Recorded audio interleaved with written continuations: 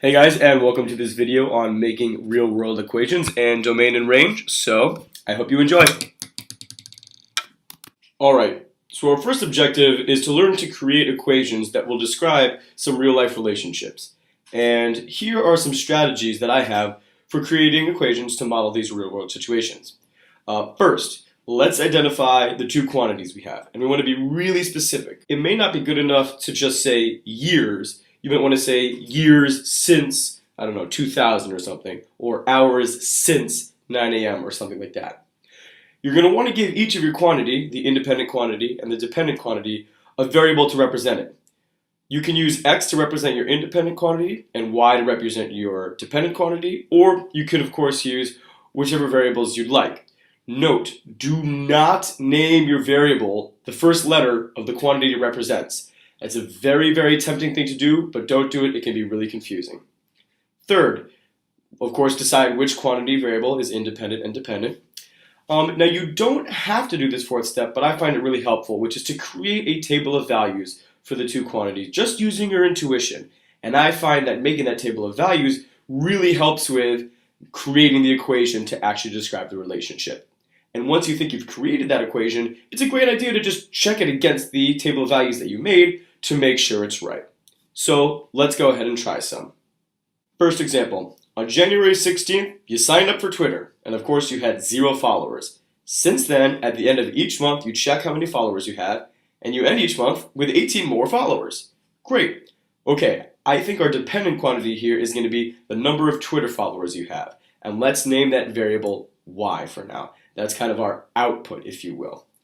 Our independent quantity is going to be the number of months since January 16th, and since that's kind of like our input, let's call that variable x.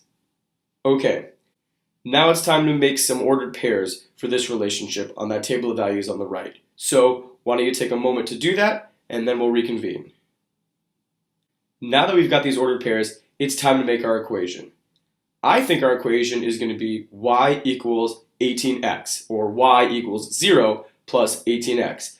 0 representing how many Twitter followers you started with, none, and this 18 representing how many new Twitter followers you had at the end of every month. Note, very often when we're modeling real-world situations with equations, our equations will be in the form dependent variable equals whatever the equation may be. Very similar to when we were dealing with functions and we had output equals whatever it may be. Remember, independent and dependent variables can really also be thought of as inputs and outputs to functions.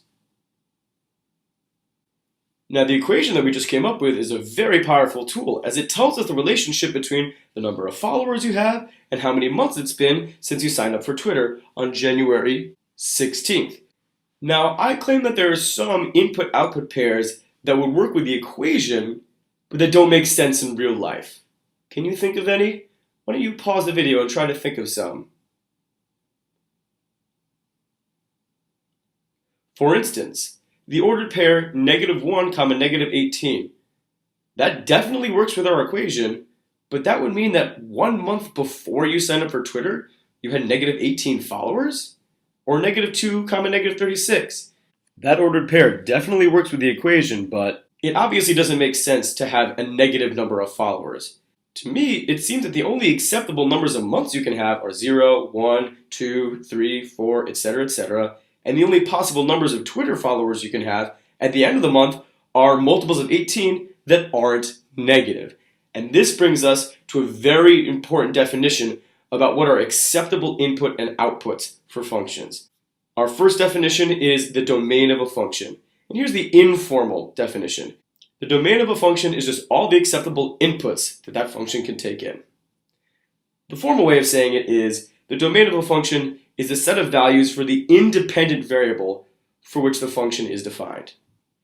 So for this specific function, I think the domain is 0, 1, 2, 3, 4. And to show that it keeps going on, we would write a ... meaning it goes on in this way. Alright, let's define the range of a function. My informal definition is the range of a function is just all the possible outputs that a function can give out. The formal way of saying it is the set of values for the dependent variable for which the function is defined. For this specific function, All the possible outputs are 0, 18, 36, 54, etc., represented by this dot, dot, dot. Okay, question. How would the equation, domain, and range for this function change if the number of Twitter followers we had every month increased by a different amount, say 12 each month, or 20 each month? Why don't you pause the video, try to come up with the new equations, domains, and ranges, then unpause the video and check your work. So if our Twitter followers increase by 12 each month, the equation would be y equals 12x, or what I like even better, y equals 0 plus 12x, 0 being the number of Twitter followers you started with, and 12 being how many more Twitter followers you had at the end of each month. The domain would not change at all, but the range would be 0, 12, 24, 36, all multiples of 12 going up. If it increased by 20 each month, the equation would be y equals 20 times x. Or, again, what I prefer, y equals 0 plus 20x. 0 being the number of Twitter followers you started with, and 20 representing how many more Twitter followers you got every month. And the domain wouldn't change at all, and the range would be 0, 20, 40, 60, 80, all multiples of 20 that aren't negative. Alright, let's do another example. After being posted to YouTube on October 5th, having 0 views of course, a viral video received 10,000 more views each day. First things first, let's find our independent and dependent quantities. I think our dependent quantity is going to be the number of views this YouTube video has. And let's make that variable something random, D. Our independent quantity is going to be the number of days since October 5th. And let's give that a random variable, let's call it N. Alright, next, let's go ahead and make a table of values for this relationship. Alright, now that we have this table of values, I think we're ready to go ahead and make an equation. Why don't you pause the video and try to come up with the equation yourself, and then play it. Alright, I think the equation here is going to be D equals 10,000 times N, or D equals 0 plus 10,000 times N. 0 meaning how many views the viral video had when it was posted, and 10,000 being how many more views it got every day.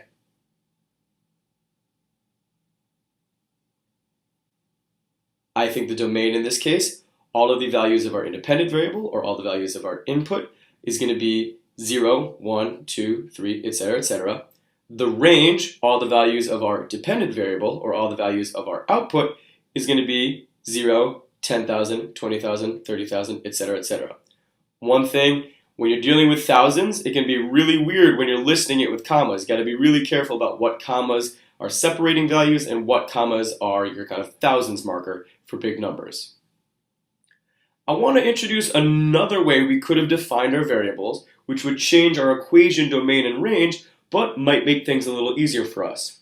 What if we defined our dependent quantity to be the number of views for this YouTube video, but in thousands? Since we've changed the definition of this quantity, we're going to have to change its variable as well. So let's come up with a new variable, a random one. How about R? Let's keep our independent quantity the same. It's still the number of days since October 5th. That's going to remain the same variable, N. Now we're going to have a slightly different table of values for this relationship. Why don't you pause the video and try to make a new table of values for this new definition of our dependent quantity. Okay, now that we've got a table of values, let's go ahead and try to make an equation. Why don't you pause the video and try to make the equation. Okay, note that with our new definition and our new table of values, our equation becomes R equals 10 times N, or even better, R equals 0 plus 10 times N. 0 representing the number of views we had on the first day, October 5th, and 10 representing 10,000, which is how many more views that video got every day. Our domain remains exactly the same because we haven't changed how we define our independent quantity, but our range will change. Our range in this case is going to be 0, 10, 20, 30, 40 instead of 10,000, 20,000, 30,000, etc. Alright, let's try a few more.